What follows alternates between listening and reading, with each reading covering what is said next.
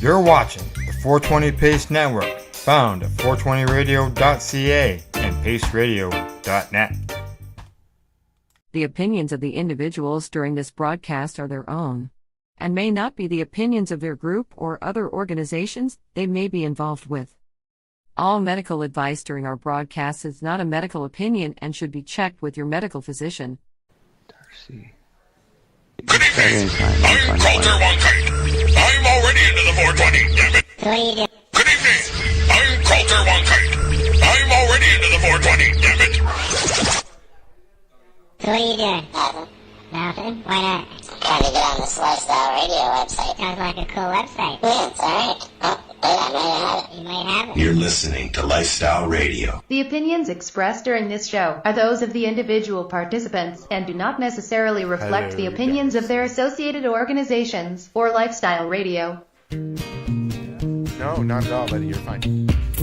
I'm just doing You like music, you like weed, well, we gonna be good friends indeed. This is how much I like more than smoking trees. They'll make you dance the do-si-do and teach you how the chiba grows. Smoke a bowl on the 420 radio show. On Lifestyle Radio. Sing it, people. Sing it. Come on, sing No, it. I forgot the words. Now you forgot I forgot the words.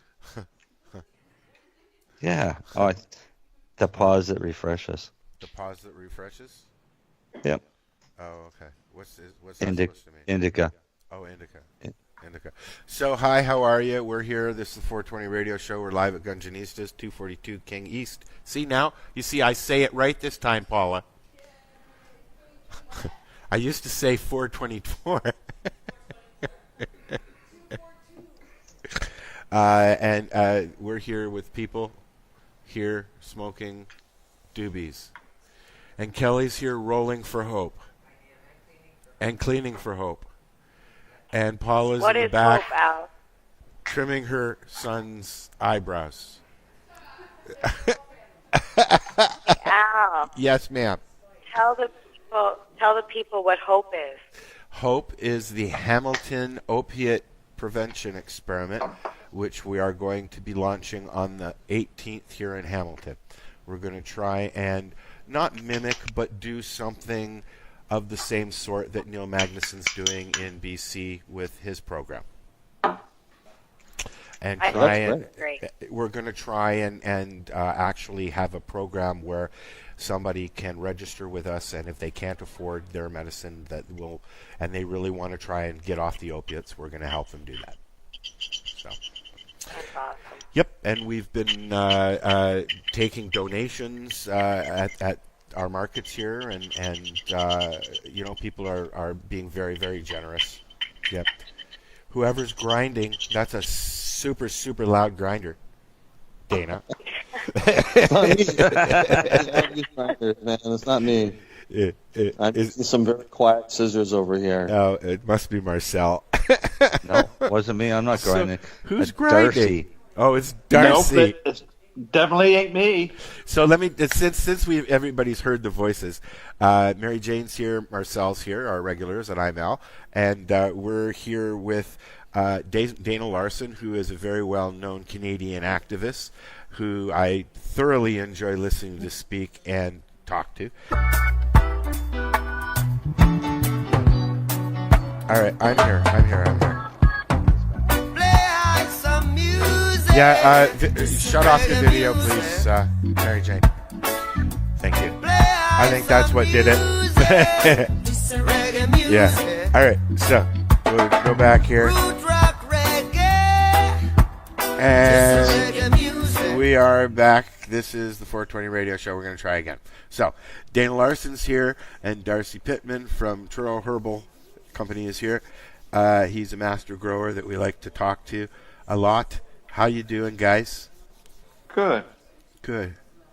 Darcy? It sounds like they're good and stoned. Good. It's all your fault. It's all your fault, Marcel. Yeah, it's all Marcel's fault. So now that we've got everybody where they should be, Dana, what's new out your way? How have you been enjoying life since October 17th? Well, our dispensary's been getting busier, and then things are kind of getting into an interesting place right now. But legalization doesn't really feel much different than it did before for someone in Vancouver, where there's lots of shops to get cannabis anyways, and the police weren't really enforcing the law too strictly.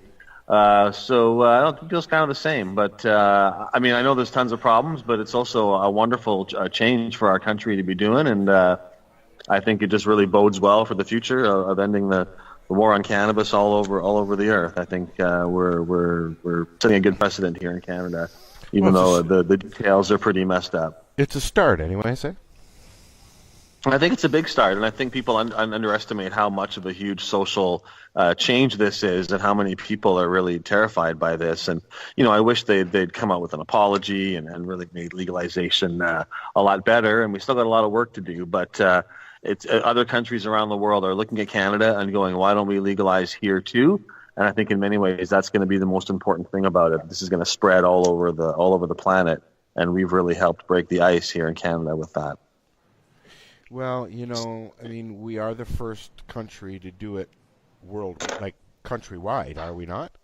Or Uruguay has a legal system there too, but theirs is pretty restricted actually, and you're limited in how much purchase, and you've got to purchase from a pharmacy, and you got to be on a special list of like marijuana users, and it's pretty. I mean, it's better than prohibition, but it's got challenges there as well. It's not just a real open system either. Is it really $1 a gram there?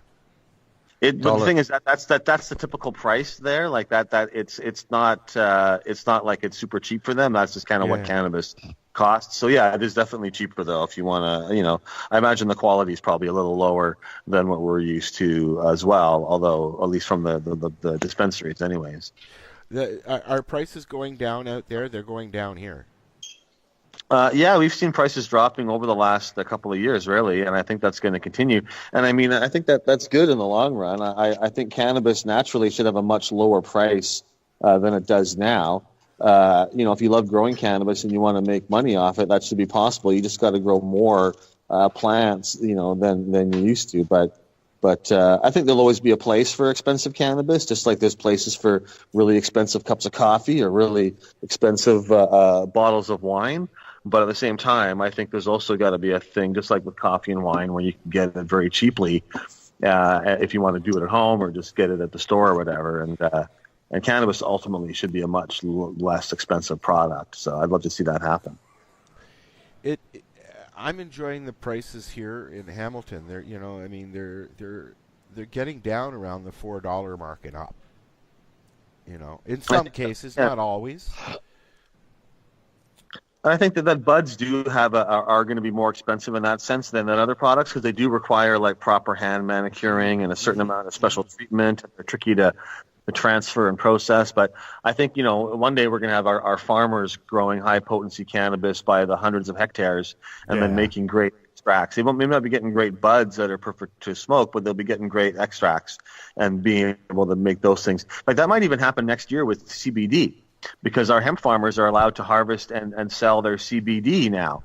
And that came in October, so it wouldn't affect this year. But for next year, there's going to be a lot of hemp farmers out there who, along with producing hemp seed, are going to be producing literally tons of CBD resin, and be able to sell that for a price which to them is very high, and for consumers is very low. And I think that's going to be a wonderful kind of a situation. I'm hoping that really works out. I bought a squisher, and I can't wait to use it. Nice. Rosin. Yeah, I call them squishers. Marijane, what are prices like out your way? You go out to the reservation pretty much, eh? Maybe. I might have been out there earlier today, yeah. What are the prices so like out there now? For flour? Yeah. It varies. You can buy $50 quarters, all the way up to like $80, $90 quarters, but it depends on quality, THC. I guess it depends on a lot of things. But they sell like rosin, resin, edibles, topicals, tinctures, like all that stuff that the the legal market is not selling right yet. But it's a legal market there. On the reservation, Well, it's a legal market. It's land, so they're somewhat protected. But I mean, you still have the issue of people going on and off the reserve because technically you're not supposed to be bringing it off the reserve. Yeah, just like cigarettes. Yeah. Yeah, possession of illicit cannabis is still against the law. So technically, I mean, we'll see how they enforce this stuff. But if you get pulled over with some cannabis that you bought at the wrong place, you could be charged with that. It's kind of hard to prove it sometimes where you bought it or how you accessed it, but it's a possibility anyway. Well, you know, I mean, the smart thing would be, Dana, is for people to go out and get at least one shipment and keep the bottle. That's the smart thing. There you go. Yeah, I think a lot of people are going to do that. Yeah, I think so. I might even do it.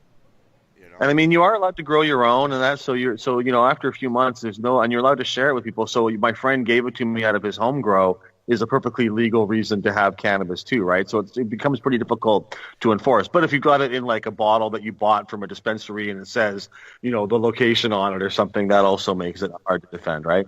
Most cops aren't going to enforce that kind of stuff, but some will, and definitely some areas the cops are going to be more aggressive in their enforcement than other areas. Well, I know that the Toronto police have asked that the public stop calling for 911 for marijuana calls. So. No, I think that there's going to be a lot of good things like that coming out of this. Yeah. And, you know, like I said, if you're living in Vancouver or a city where they don't really enforce cannabis so much, it's easy to sort of to downplay how important this is going to be for a lot of people who do face trafficking charges just for having a few grams in their pocket or something. And it's going to make a lot of people's lives a lot easier. Well, see, something that's really interesting to me is the fact that, okay, our government says we can grow legally up to 4 plants. However, where do we get the seeds from? Like they said, we can only get it from legal sources. Well, see, this is where I'm getting, right? Because the government says we can only get them through a legal source, and right now the only person that I'm aware of that's selling legally, according to the government, is licensed producers, and that's only available to medical patients. So how would the recreational end user be able to purchase? You're absolutely right. Getting access to legal seeds is not possible right now. None of the government websites are selling them online. And the LPs all say they're going to have seeds at some point, but they're not really highly motivated to let you grow your own. They really want you to buy their cannabis. So, and the seeds are going to be very expensive, I think, as well. And I don't know. I guess they can. I mean, how many seeds can they sell you at a time? Can they only sell you 4 at a time, or at the most 30? You can't possess more than 30 seeds at once because that's in public, because that's each seed equals 1 gram. But at the same time, most people are just going to get their seeds at a seed bank or from me or elsewhere or whatever, and just do it anyways. And it's absurd, though, to create these laws that they can't really enforce and that force people to like have to break the law even when they want to comply with it. They just can't. Exactly. Are you going to do overgrow this year? Yeah, you know, I mean, we did it for the last 3 years, and I didn't do a tour this year. I just gave out the seeds by mail, and I'm still thinking about it. But I'd like to do a national tour and give out seeds and talk about things. So I'm leaning that way. But we'll definitely do the seed giveaway either way. Well, we have a spot for you to come and do any kind of speeches you want here in Hamilton when you come through, buddy. Well, I appreciate that, and say that I can't announce anything yet, but I am leaning towards doing a tour probably like in March and early April. Because I have a lot of you. Please, because I'd love to book you to come in. Well, there you go. Well, hopefully we can make that happen. I hope so. Let's move on to the wonderful subject of advertising. When you drive out of Toronto here, the billboards are crazy. You see Aurora is advertising on the big TV screens. A Tweed, of course, their high campaign. Are they being as blatant out there out west? Yeah, they're not really supposed to advertise either. They're supposed to advertise in a limited way. I was reading that there's a few different newspapers, like the National Post and a few other local papers, that were distributing free copies to schools for kids to read and I guess learn about stuff and use them in school projects. Yeah. And they've all canceled that because they're going to be running ads in their newspapers for marijuana companies, and the kids aren't allowed to see those ads. That's right. And so students are going to be deprived of their free newspapers from these different, companies because of the cannabis ads. And it's such a bizarre thing when, like, I mean, they've had alcohol ads and everything else forever, and like it just doesn't make any sense. It's very strange. The restrictions they're putting on stuff. But yet you can drive down. You can go to the exhibition, or take your child down to Ontario Place, and everywhere you go, high campaign everywhere. Tweed had. I went and saw Robert Plant during the summer, and Tweed had a booth in the center of where all the food is and stuff like that, where you come into the Ontario Place Budweiser stage, and they were all over the place. Tweed was. They actively soliciting down there, actively.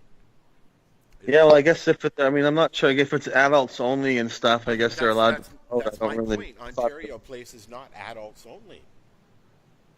Neither well, a lot of them are pushing the rules too. They don't seem to get a lot of they can put pesticides in their product and they get just a wagged finger from Health Canada, but they don't really get any fines or charges or any kind of things like that. And I've been reading that they've been breaking the rules in terms of advertising and promotion in different ways, and Health Canada has been sort of chastising them, but there hasn't really been any enforcement or fines or any kind of punishments as far as I've heard.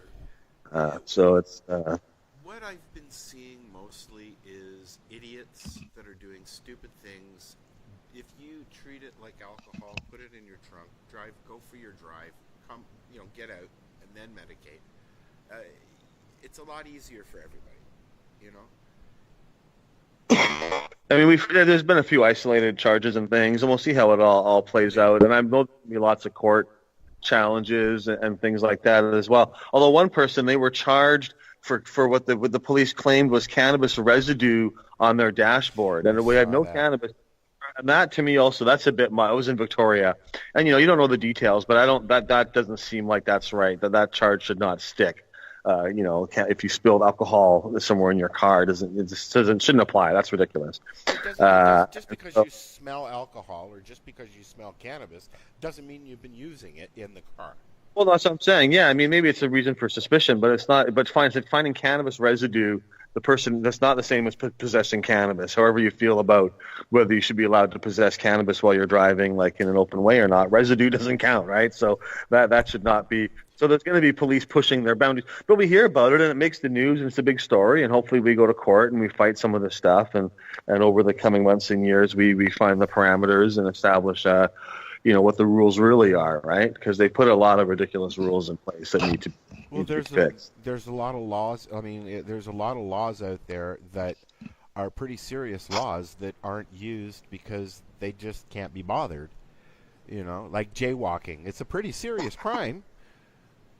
And it is illegal. Can cause death. It can cause death. Sure, it can. Cannabis cannot. Up until the law changed on October 17th, bongs were illegal to sell, and so were grow books and that. These laws were still on the books, even though they were very rarely enforced, and usually only in a small town once in a while. But Quebec's actually passed these harsh censorship laws where you can't even sell a T-shirt or a book or a mug or anything with the word cannabis or 420 on it or anything like that. That kind of stuff is just extreme censorship and really just nonsensical. But that is definitely an area where it has gotten worse in Quebec anyways, since October 17th and before. I heard about that. I heard there were some stores that had to actually pull stock that was in the back of their store and that had been there for like 20 years. Yeah, they basically censored any promotion of cannabis in any way, and it's written in such a vague way that it depends who's enforcing it, right, and who's talking to you about it, because it just says you can't promote this. So is a picture of Bob Marley, is that promoting marijuana? Is the number 420 promoting marijuana? Well, it depends who you ask, right, and what the context is, and so. It's but a lot of places have just closed down or stopped doing it or are getting worried about it, and there's just no reason for anything like that. To increase censorship after legalization is really obviously it's backwards, right? It's not what we should be doing. And Quebec has always been pretty anti-cannabis as a government, even though I think there's a lot of cannabis users and weed smokers in Quebec, that's for sure. Well, the French don't smoke pot. Well, I think it's a Catholic kind of a culture thing, that the Catholic Church and the Catholics have always been kind of against cannabis, and I think that culturally is why they want to pass these kind of harsh laws, and that there's that religious aspect. And even though most Quebecois, I don't think, go to church or are actively Catholic, I think certainly the government and their culture, I think, is still heavily influenced by that, and so that's why there's this wanting to crack down a level there. You know, I mean, I'm not a Quebecer, but that seems to be the impetus there. It's a kind of a remnant of their religious past. What do you have to say on the subject, Darcy? NSLC down this way, they have a list of cannabis words that you're not allowed to use, like joint. Really? Bong, 420, 710. There's a whole list of them.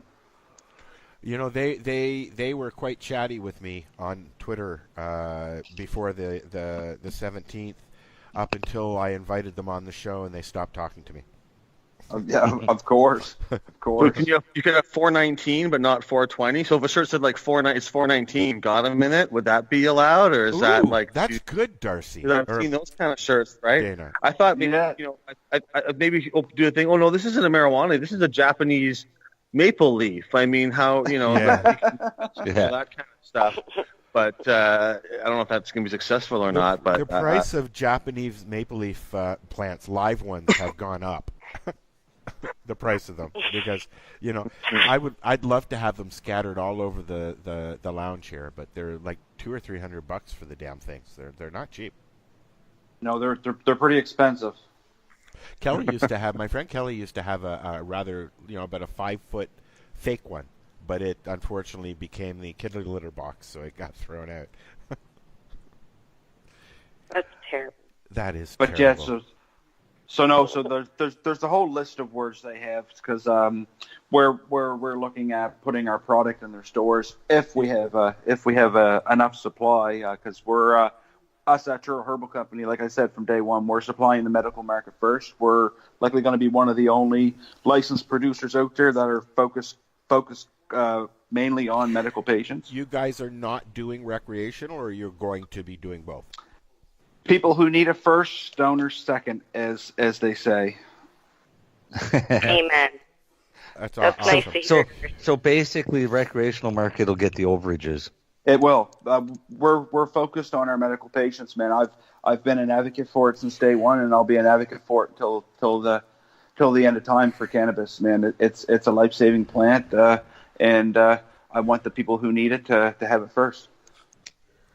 I just want to say thank you, Darcy, because as a patient, seeing the articles come out where the licensed producers are now saying, sorry, we didn't expect recreational to be as popular as it is, and we have medication. Yeah. Like, that to me is... Why not just say, we're sorry, we're stupid. It's been since day one. Oh, sorry about that. Sorry. No, I was just going to say, we've been saying since day one as a medical patient, all of us, we've all been saying, you guys are underestimating the market. There's no way you're going to be able to fill the void. We all knew there was going to be shortages. We just were taking bets on when it was going to be. The thing with what... Yeah. Oh, this is it. The thing, like I say, with these big licensed producers out there, all they see is dollar signs, right? They don't see the value in it. They never seen the value in it since day one. It was always dollar signs, right? Yeah. I mean, the patients wouldn't buy their stuff, so they stored it in a vault for 18 months till legalization happened, and then they pushed it on the recreational market, and even they thought it was crap. So, I mean, what's that tell you? The government makes really bad drug dealers. Well, this is it, right? They said, "Oh, we want to be your drug dealer now," and well, guess what? You're poor at running the country, so of course you're going to be a poor drug dealer. So, I don't want their drugs. Nope. I grow my own. I've been growing my own for 17 years now, and I'll continue to grow my own. Yeah, soon you'll be doing it on a very big scale. Yeah, and I'll be able to supply patients with the same quality medicine that I smoke. Now, okay, I'm glad you brought that up. But please, you're in a wheelchair. Why don't you tell folks your story and how cannabis became your lover? Well, I was in an accident 17 years ago. I was in a forestry accident, and a tree fell on me. There's a whole story behind that, but anyways, the tree fell on me, and I ended up with a T8T9 incomplete break, which is you still have feeling. It's just I can't bear enough weight on my legs to take the weight of my upper body to say. So yeah. So I mean, I do have a walker at home, and I do use it once in a while to stand up to relieve the pain in my legs and just to let your organs hang, because organs are meant to be hang, not sat down. Yeah. So in the process of all that, I ended up in the hospital for 4 months, and when I got out, they shoved 55 pills into me every day, just shoving them in like candy, and I just couldn't take it anymore. So one day I woke up, rolled up the biggest, fattest joint I could, and I bet you the thing weighed 5 grams because it had to. And I lit it up and I smoked it, and I was stoned. Like, I was stoned, but I didn't care. I didn't care about what was going on. I was happy. It changed my life. It was an eye-opening experience. Then the next day, I took all them pills and threw them in the garbage, and never touched one ever since. I don't even take a Tylenol. I don't take any medication. Infection pills when I got to, because sometimes where you're they classify me as a paraplegic, but I'm what they call an incomplete para. But anyways, you still get the usual UTI or some sort of a bug like that, and it's sometimes just natural things don't get rid of it, so you gotta take an antibiotic. That's the only pharmaceutical I put in my body. Wow. Everything else is cannabis. I eat it, I smoke it, I vape it, I rub it on as topical, I even shove it up my bum. So there you go. Ben for a friend.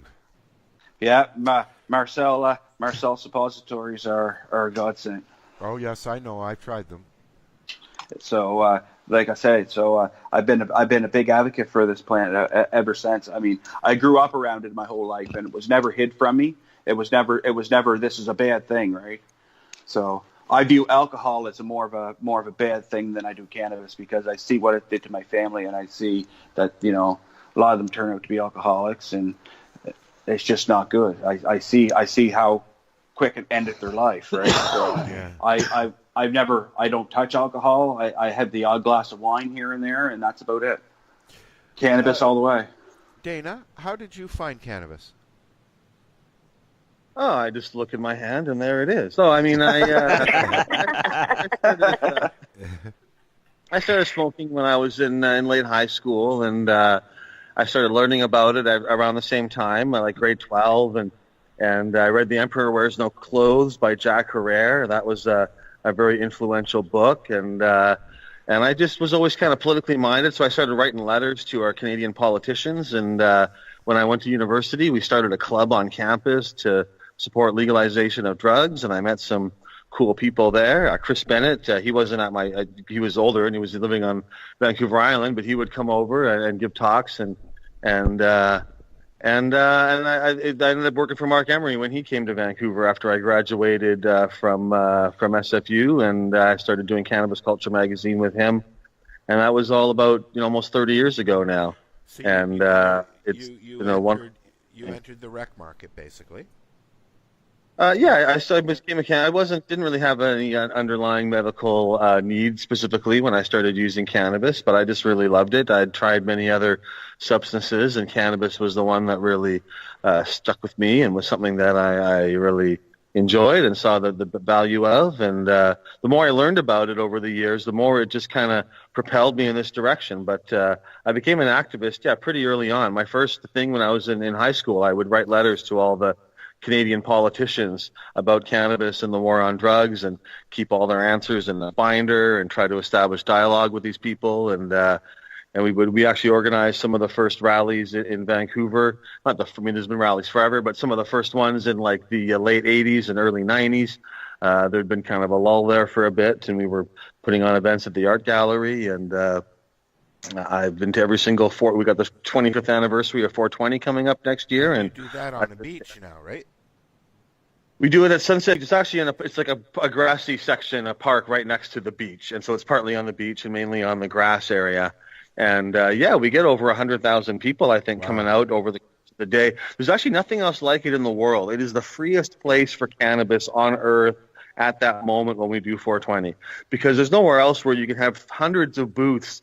We'll have 300 or 400 booths now, almost all selling cannabis products, extracts, dabs, edibles, cannabis of all kinds. And now there's a lot of other booths that sell other things and that. But it's there's nowhere else that has this kind of one-day farmers market, full-on cannabis sales just like that openly, like that. And so it's a really unique experience and something that has really grown. We've been doing it at the Sunset Beach location in Vancouver for the last 3 years.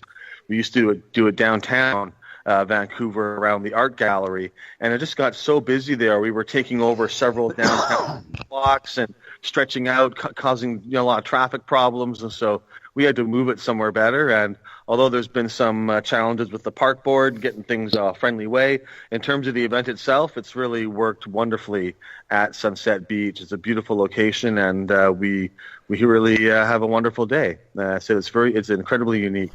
There's not usually any issues or anything. I mean, I've never been, but I mean, I know what's going on. Obviously, I see everything being posted about it, and I haven't really heard that there's been many incidents like at any of them really.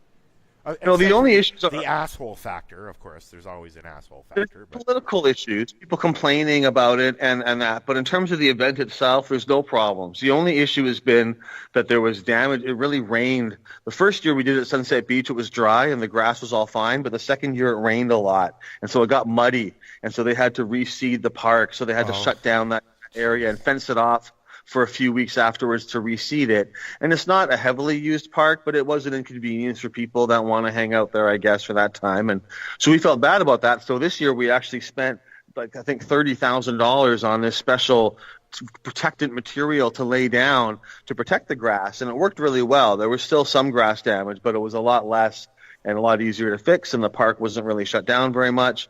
But that's the only issue. But in terms of the event itself, there's no conflicts, there's no issues. At the end of it, the police that are there, sorry, I just had to sneeze. At the end of it, the police that are there give us a handshake, and they have a wonderful time, and everything is very friendly with all the authorities involved. It's only really at the political level with some of the park board people on the commissioner and the park board commissioners who sometimes complain about us in the media. But and it's one of the biggest public events, and it's really grown very naturally with no corporate sponsors and no big push from anybody, just its own momentum of people who love cannabis. It's grown from a couple of dozen people in Victory Square 25 years ago to this massive 100,000 people, 300 booths, cultural festival it's become. So it's to me, it's just incredible. I hope that down the road that we're going to be able to enjoy the type of festivals that they do overseas, because they have some doozies out there, like in Nimbin, is that what it's called?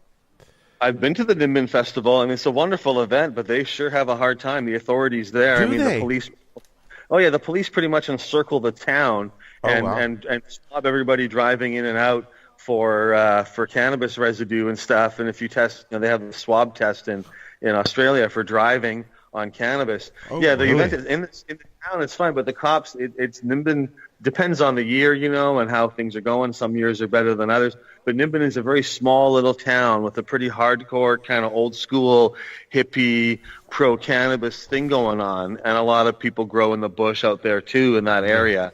But the cops, the cops are not friendly. Australian cops are hostile to their event. And I've been there.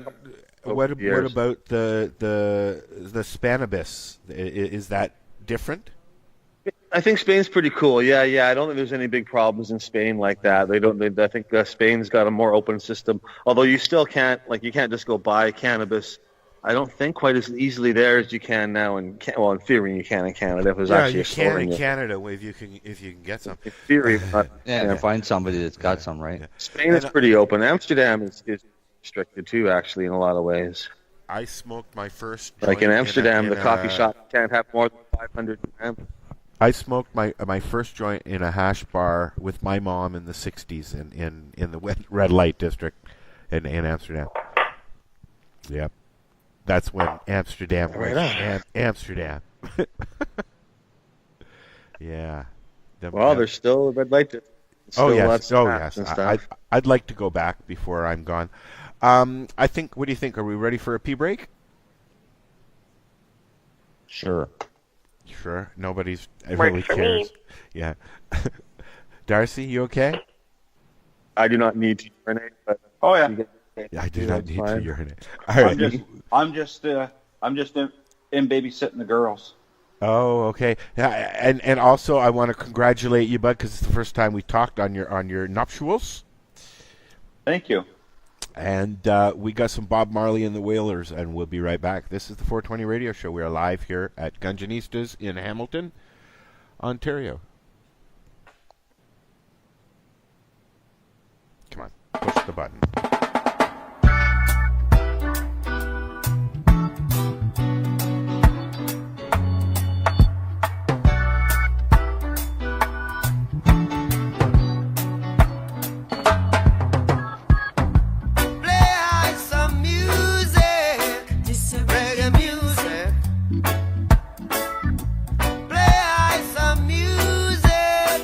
Reggae music, root rock.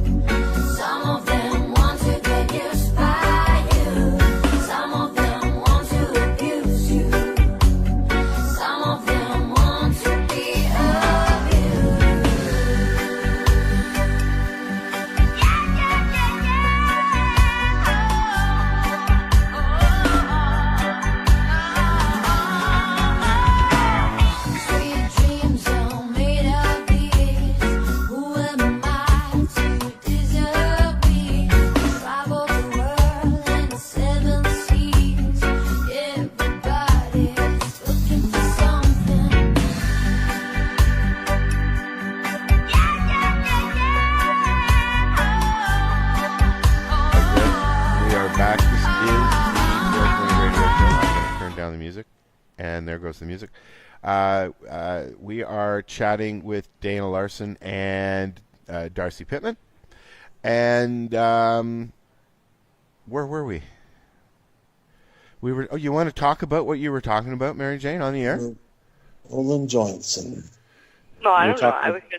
I was passing the time talking about microdosing with psilocybin and different uses that you could use it for. I've been microdosing. I think microdosing is going to be a big thing, and I think that the psychedelics or entheogens are kind of in the same place now that marijuana was maybe 15, 20 years ago in terms of there's people that know about it, but it hasn't really broken through to the mainstream yet. There's court cases and challenges that are starting up, people trying to get Section 56 exemptions for this. It's the next fight, isn't it? And I think and all the reasons that apply to cannabis apply to them. And I think it'll be the same kind of thing where they'll be sort of medicalized. So you'll be, instead of seeing MDMA as something that a raver takes to get high and have a good time, you'll see it as something that someone with PTSD takes to deal with their therapy. And so the same way that cannabis went from being seen as a hedonistic drug to being seen as a valuable medicinal product and then kind of legalized for everybody eventually, I think these substances will go through the same thing, and I want to help make that process happen. I think that it's a good start. People need these entheogens. They're really good for dealing with trauma. They're good for mental health, and microdosing especially is so incredibly safe with such very minimal risks and such broad benefits that I think anybody should be able to get microdoses anywhere as an adult. Maybe to get full-on experiences, you should get some kind of guidance or some kind of assurity that you're going to do it in the right way. But microdosing, I think, is definitely going to be very, very popular soon. Do you think it's the next fight? Absolutely, yeah. And I think that the tactics we used with dispensaries of kind of having a civil disobedience, but in sort of a medical kind of way, and open that up, I expect that's going to be the next wave. For psychedelics and entheogens and other things, it's going to be through that same kind of medical dispensary model. And there's sort of court cases going on that will provide legal cover for that kind of stuff and saying people have a right to this and the government's not providing it, so therefore the dispensary is allowed to exist. And I bet within a year or two there's going to be a lot of microdose dispensaries across Canada, and hopefully I'm one of them. I think that'd be great.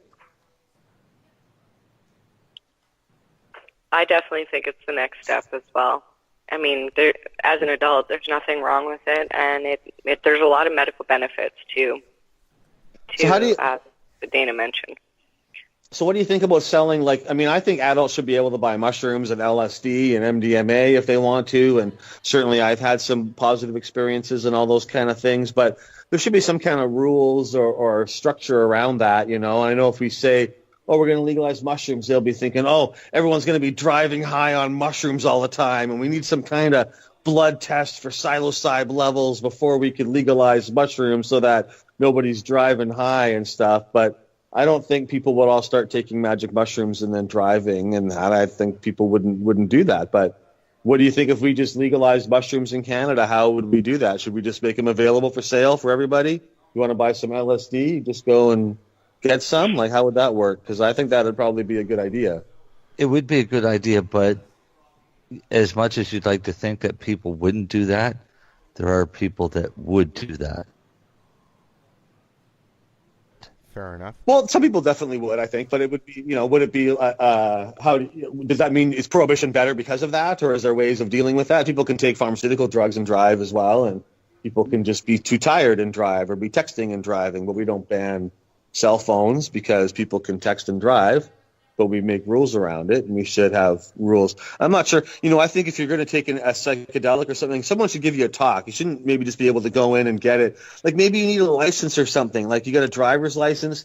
Maybe you get, like, a psychedelic license. A license to get psychedelia. To be able to buy it. You've got to be able to just answer some questions and show that you're a responsible user, and then you get permission to go. And I don't know if that's the right idea or not. I'm just kind of brainstorming. But I do think there should be some kind of like instruction manual or something, because you can have bad experiences on psychedelics, and especially on potent ones. And I think having some kind of, like at least like a little thing, what to expect, or what, how to maximize this or something. But I don't know. I think that might be an interesting way of going about it.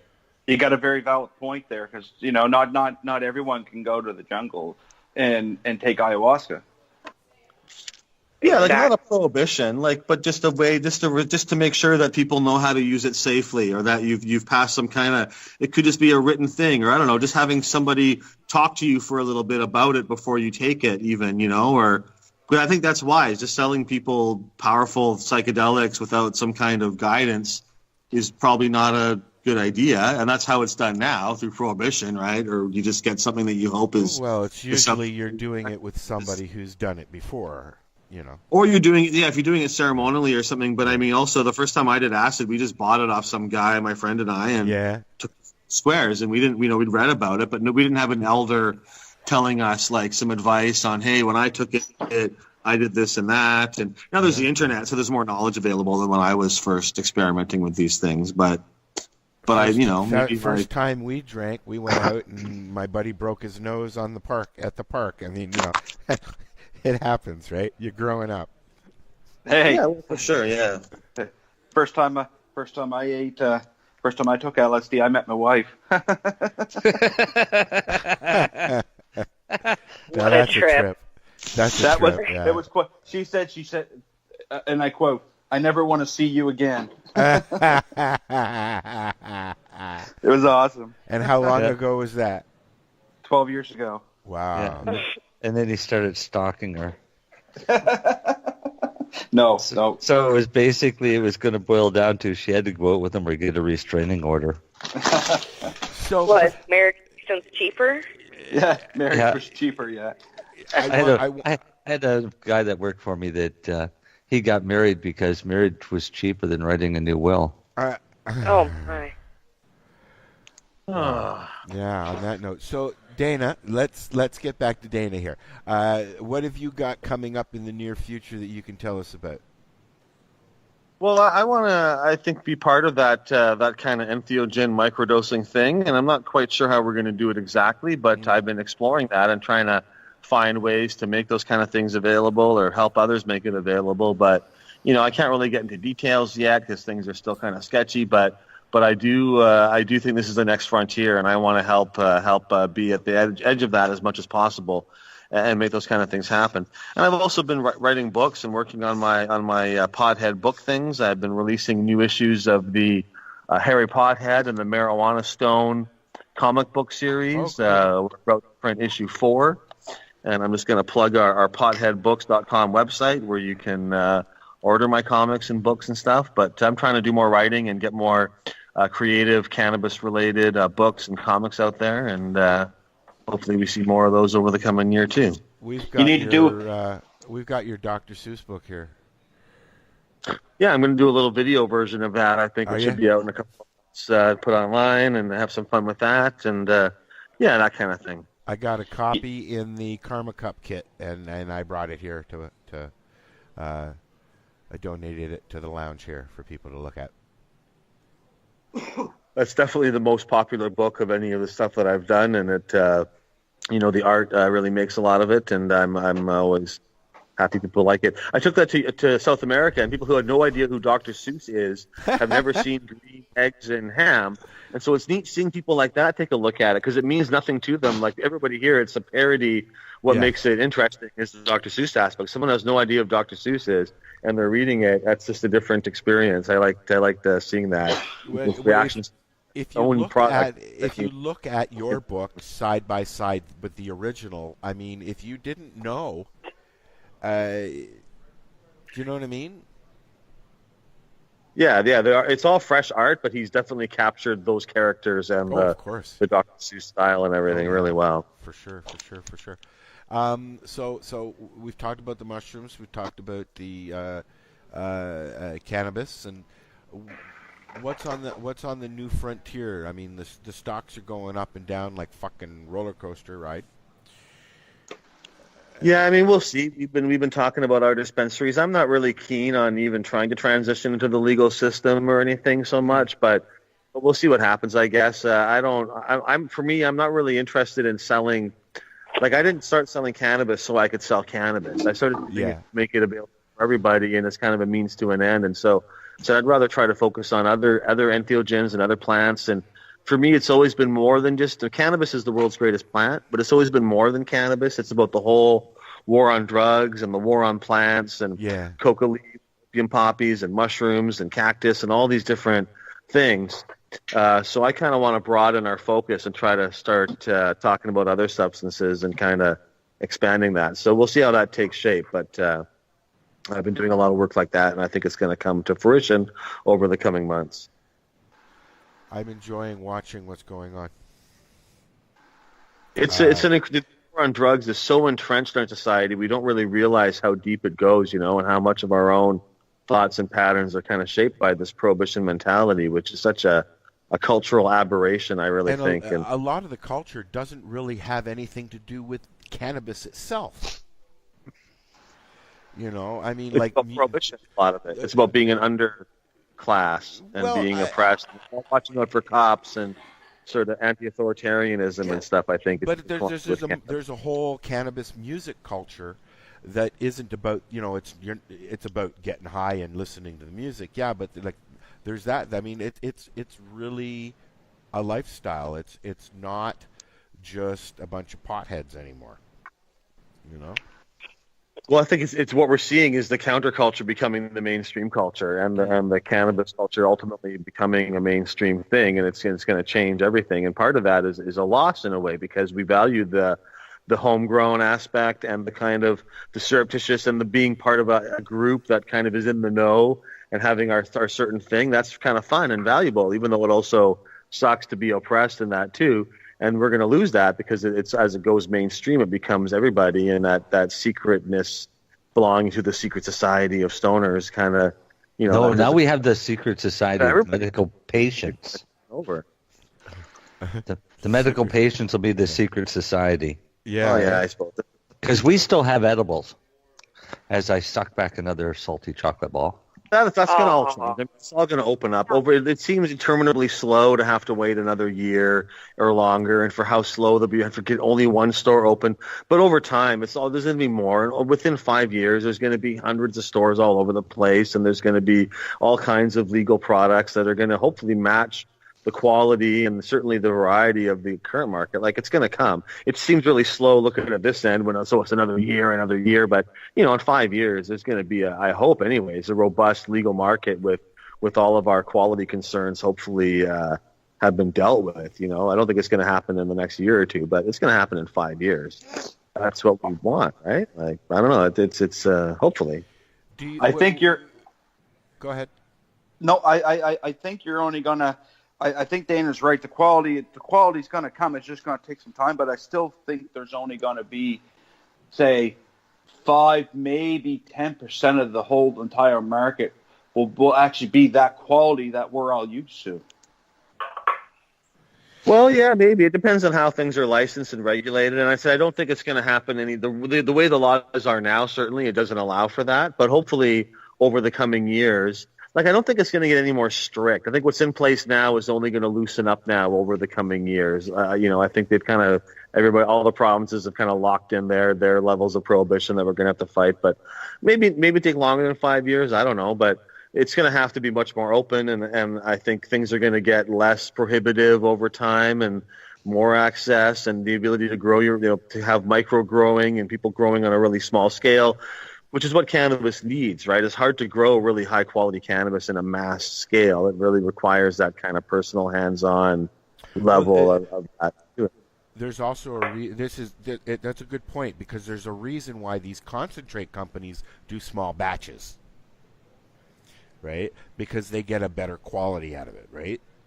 There's also, there's also different markets, just like with wine and other things. There'll be different markets, I think, that people like us who are part of the culture and who have experienced a lot of good cannabis and who use a lot of cannabis, you care a lot more. But for someone, there's a lot of people for whom just have a few puffs off a joint and they're good and they don't really care about the strain. They just want to get kind of high once in a while, right? Those people, I think, maybe that's even the bulk of cannabis users, but not the ones who are using most of the cannabis, right? There's a lot of very lightweight topers out there, but the people like us who are in it, I'm not going to buy crappy cannabis for $12 a gram or whatever or more, because I can't afford that, and I've got great supply already. So that's right. They're going to have. I'm going to go out and get a $4 crappy gram. I'm not going to go spend $12 on a crappy gram. Yeah, or you're going to get a good gram for that money. You're going to know how thing is going to be robust. They've got to really outcompete it ultimately. But I do think it's going to, I think hopefully this is what we want it to be normalized. And I really expect at some point there's going to be like too much cannabis, like not for my taste, but there's going to be a lot. It's going to be a glut where they're going to, right now it's a shortage, but it's not really that hard to produce a lot of cannabis anyways. Maybe not a lot of great cannabis, but it's happening in Oregon where a lot of the prices are really dropping quite substantially in the wholesale market. Not just Oregon, it happened in Washington too. They both went through the same thing, where their prices were going down to like $40 an ounce because they had such a glut from the outdoor crop last year. I'd do a $40 ounce in a second. No, I think that's actually good. Like, I know some people make a living off of cannabis and they don't want the price to go down, but for every person selling it for a high price, someone else is having to scrape together their pennies to pay that high price. So hopefully people who love growing could just grow more. Maybe they don't make so much per plant, but they can, do a bigger, freer crop. Speaking of growing, Marijane just sent me an article, and the title is Ontario Cannabis Store Blames Growers Label Snafu for New Delivery Delays. Oh. Well, I know they were having troubles with their tax stamp labels they have to put on them, that there wasn't enough glue or something, and that there was problems getting these things. And they're going to put them all on by hand, right? They don't really have a machine for that. So it's a lot of people finicking around with these labels and putting all these tax stamp labels on all the jars that I think has been the problem. And I guess they're blaming that. But that sounds like a no. The problem is Health Canada didn't approve enough growers to be able to be ready for this. And not just that, Marcel. Everyone's got to forget. Tweed, Aurora. Oh, sorry, I shouldn't use any names. But anyways, Tweed and Aurora and all these big LPs. I don't care now because I just got thinking about this. They're sending a lot of their product out of country. Oh yeah, yeah. I don't want to get into percentages, but I bet you close to half of their product is going out of country. Yeah. Because that's the export agreements they made.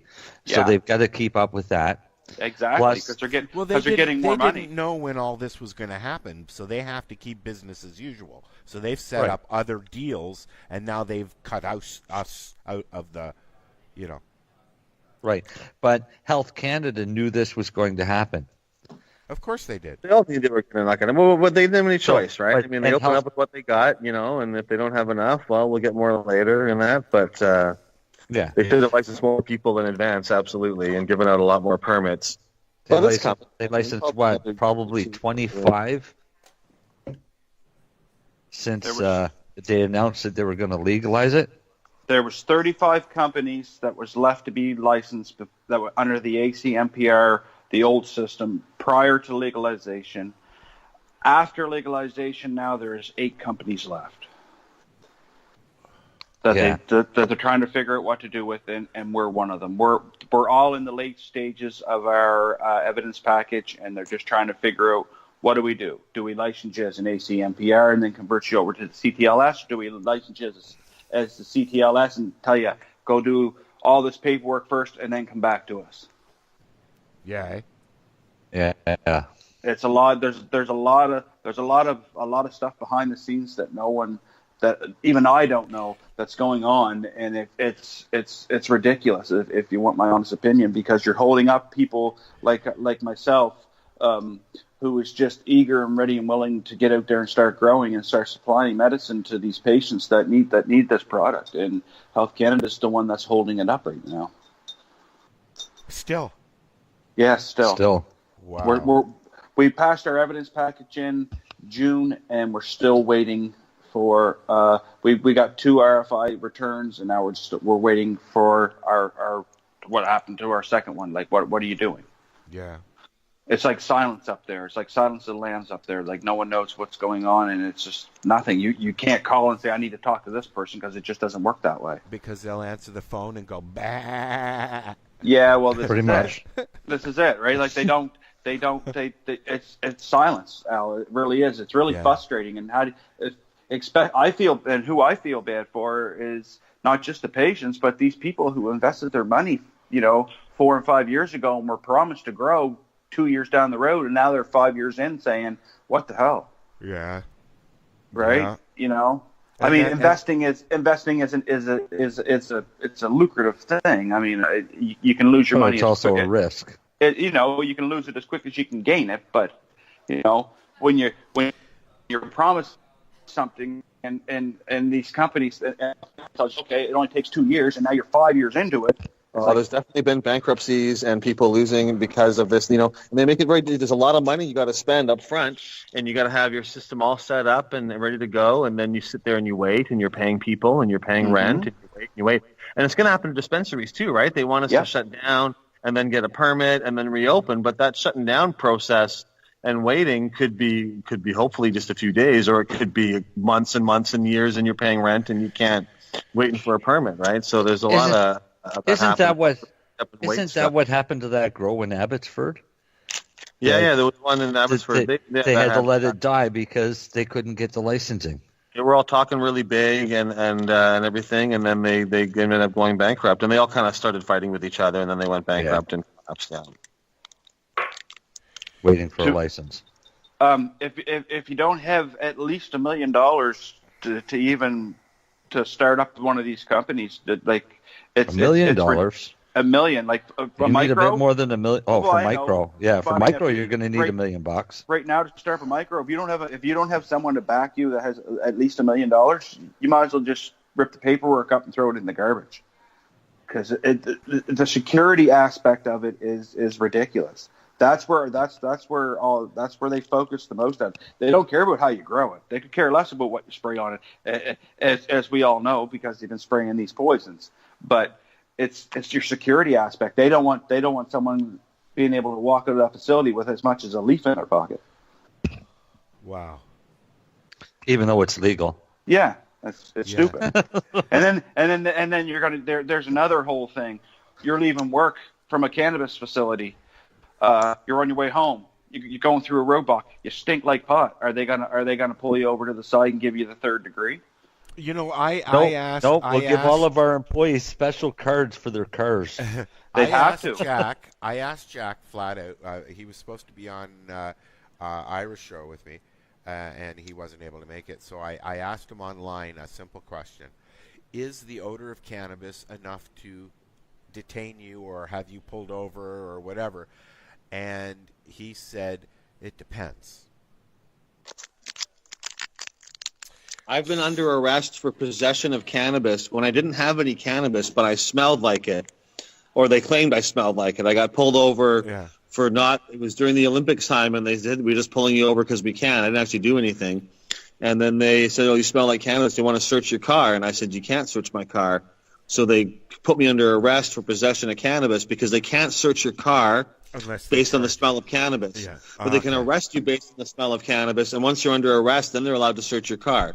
So it's just their way of getting around the no smell rule or whatever, right? So they brought a dog. They couldn't find any cannabis in my car, and they let me go.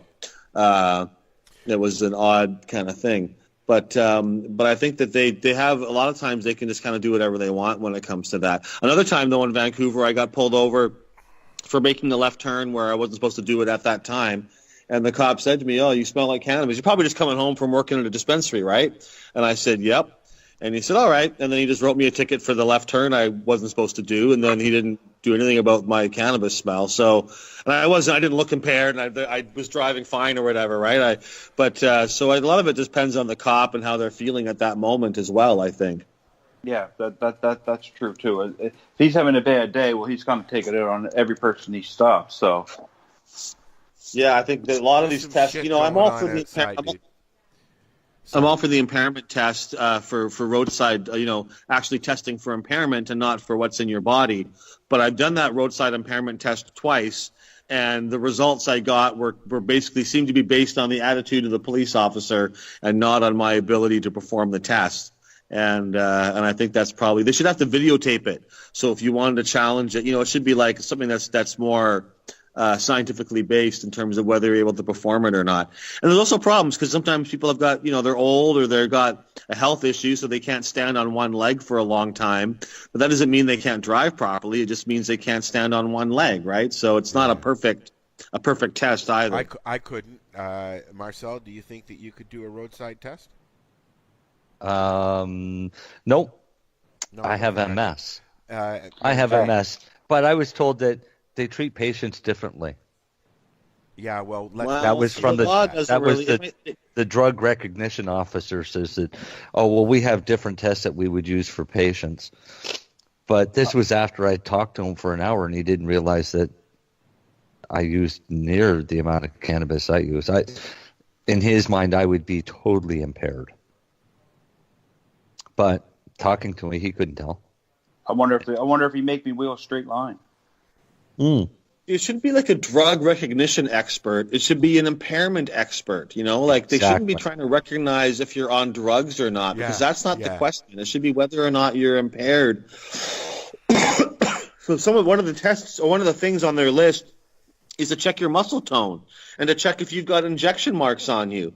Well, yeah, if someone's got injection marks, that helps you identify what kind of drug they might be using, but doesn't tell you anything about their current state of impairment or not, right? So their test is not always actually based on impairment. Or even when they're looking at your eyeballs, they want to see if your eyeballs are going to jiggle when you look to the side or something. It's like, that's not like walking a straight line, touching your nose. Those things to me seem like it's about coordination, right? But if your eyeballs jiggle or not, or if you've got weird muscle tone, that's got nothing to do with your driving ability. Like, that shouldn't be even part of the test, right? It should be an impairment test, not a drug test. Yeah, exactly. The long and the short of it is it's to protect the driver and the public, but, I mean, that doesn't necessarily prove anything, does it, when they run these tests?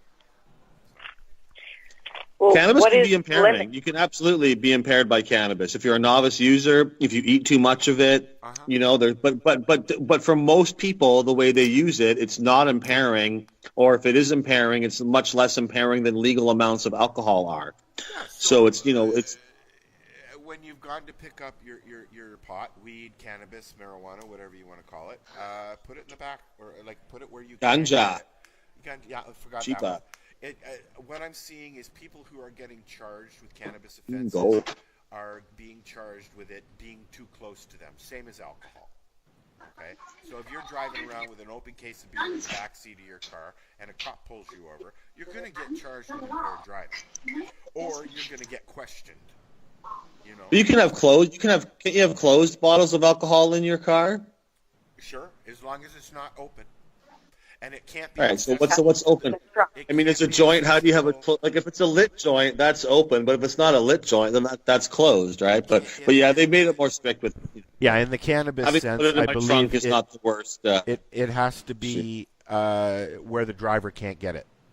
Not accessible to the driver, or preferably locked or passenger, preferably locked up in either the glove box or the trunk, which I have a hard time understanding of how am I supposed to roll joints while we're driving. Yeah, exactly. If the glove box is accessible to the driver, though, so if you're taking a locked glove box. Well, doesn't the driver have the key? Yeah, but he's not going to take the key out when he's driving, I would hope. That would be obstruction, obstructed driving. Well, if you're in a motorcycle, you've got to have it in a locked box on your motorcycle. I mean, those rules are fine. I don't really care. Some of that stuff's too extreme, but that doesn't really matter. That we can deal with that stuff later. Do they have signs up on the highways like they do here? Dana, they have "Please don't drive high" signs, and then a big pot leaf with a big thing through it, and your keys. Oh, really? Oh, yeah. All over the highways, they have that now here. Got to spend that tax money somewhere. Yep. Right, and that billboard is right beside it too. So you'll see. Don't drink and smoke, and then hey, let's go to Tweed. Let's go to Tweed. So, I wanted to make sure that we gave you a few minutes to plug, and then I think we're going to wrap it up because it's already 8:30. Well, I plugged my books at potbooks.com. Our dispensary does mail order across Canada, cannabisdispensary.ca, and we're still in business and planning on staying in business for the next as long as we can. So if you need cannabis, you can contact us there. And all my stuff's at danalarson.com, all my other links and things. I've got a cannabis cream company, mjcreams.ca. You can get topical cannabis products, and we got a cool sex lube that will get your junk high. And so there's all kinds of cool stuff going on there. High junk. End on that note. Darcy, you guys are still waiting. Where can people find out information about THC? You can find us at churlherbal.ca. We are still waiting. Hopefully next week, as we say every week when we leave the office on Friday. Hopefully next week. Other than that, I'd just like to say that we are a patient-run company, patients for patients, and like I said, we supply patients first, stoners second. Right on. What do you got coming up this week, Marijane? Anything fun? Oh, absolutely. I'm going to go visit Marcel on the East Coast. I have a few stores out there I'm going to go visit as part of my tour. Does that mean that you're going to be there doing the show on the Friday? No, I'm actually going to be doing the show from the airport on Friday. That'll be interesting. Somebody's choking. Is everybody okay? It was me. Darcy gave me hash. I'm dying on it. Is it good? It is. MJ, if you're down this way, if you're going to Halifax, you got to drive right by Truro. You can't stop and have a puff. Oh, I'll definitely stop by. Not a problem. Dana, thank you very much. It's always a pleasure talking to you, sir. Hey, thanks for having me. That was lots of fun. We'll do it again soon. I like to keep up with what's going on in the East Coast or in the West Coast because we always hear about what's going on out in the East Coast. Well, there's lots going on out here, so I'm always happy to fill you in whenever you want to chat. Awesome. Thank you very much. We're going to say goodnight, and I can't remember who we've got next week, but I'm sure it'll be somebody. I don't think we have anybody booked yet for next week, so no. If anybody wants to come and talk to us, it's fun. You see, you just heard Dana say that. All right, this is the 420 Radio Show. We are live here at Gungeonistas in Hamilton, Ontario. We'll be back next week at 7. Tune in at lifestyleradio.net and 420radio.ca. Thanks, guys. Have a good one. Peace out. Peace, love, hippie shit, and all that other stuff. Hippie tits. Hippie Peace, tits. love, and hippie tits. I'm Matt. Hippie tits. Good night, guys. Night. See? That was that hash. This is Chong, and you're listening to Lifestyle Radio. What is it? Lifestyle Radio. Say it one more time. 420 Radio? Ooh.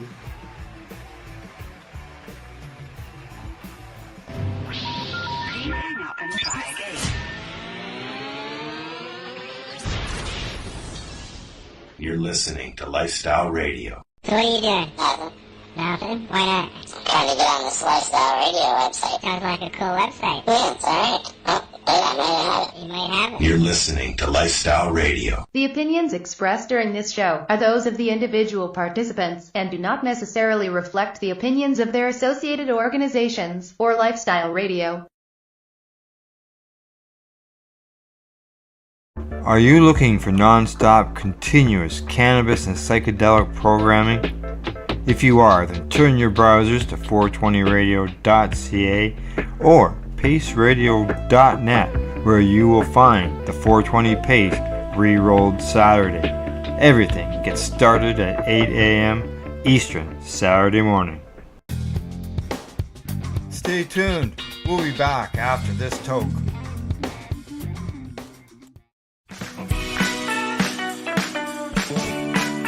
Hi, I'm Timmy. And I'm Marijane. He's the newbie. She's the doobie. And this is the show where we toke cannabis. Talk. From both sides. Is that even possible?